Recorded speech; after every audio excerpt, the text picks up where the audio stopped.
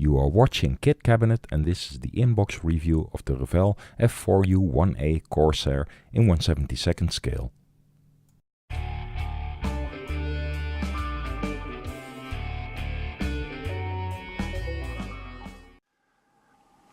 Revell has some very nice little kits available.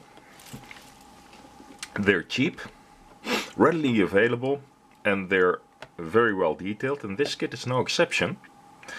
But Revell also has a nasty tendency to release also release very dated kits, and you might mistake this one for a dated version, which is also available next to this one. This kit is of a late type Corsair, but it's mostly the same kit as in this review. But this kit, with the same box art style, is about 20 years older, and the difference in detail is apparent. Revell still tends to release a lot of dated kits today, so the difference in quality can vary greatly. But this kit is very nice, especially for the price, and it has some great detail, as you'll see right now. Well, I just got everything into frame, and let's have a look. The canopy came off the sprue, so we'll start with that. And yeah, looks nice and thin, well molded.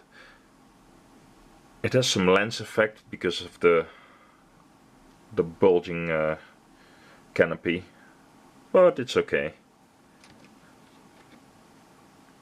Windshield looks very nice as well.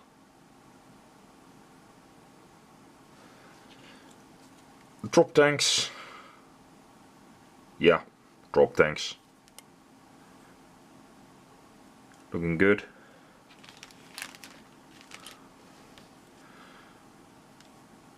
Parts of the cowling. Yeah. And this is this fan-shaped open cowling flaps. They should have spacers in between them. It's going to be a lot of work to correct that, but you can always take the closed cowling flaps, this part. Propeller, looking good. Exhaust pipes, very finely detailed. Oh, looking good here. Now, the main sprues. Looking good. Panel lining, recessed, and very subtle. Very nice. Inside looking good. The wheel wells, the cockpit itself, cockpit parts are on the other sprue that you will see in a minute. Yeah, looking good. Yeah, one thing, these fabric covered parts here, don't know if you can see that properly. I think so. They're a bit overdone, but maybe try sanding it down a bit, taking care not to damage the other detail, because that looks very nice. Yeah, a little bit overdone there, but okay, maybe also with some careful painting.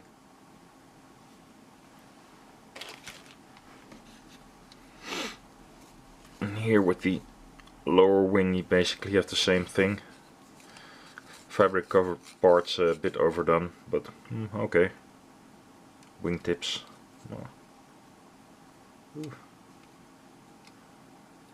But all in all, a very nice, neat little kit, and that for just €8. Wow. So that's nice to start with. The decal sheet.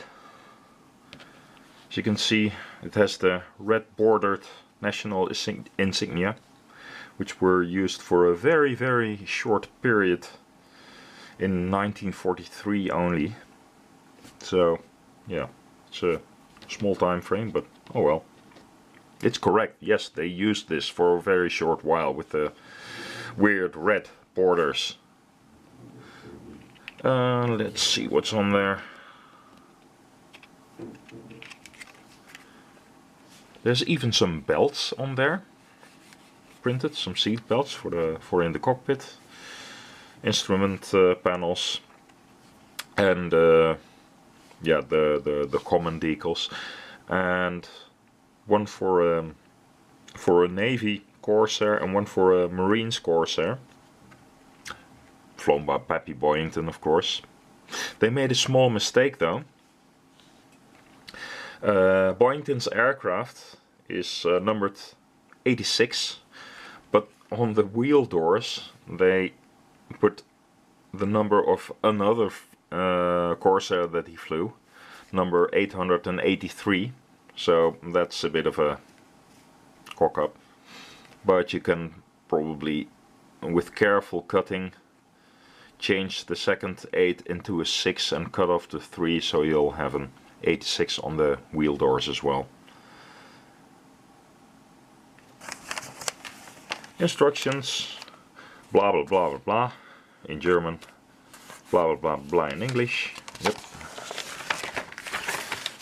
Yeah.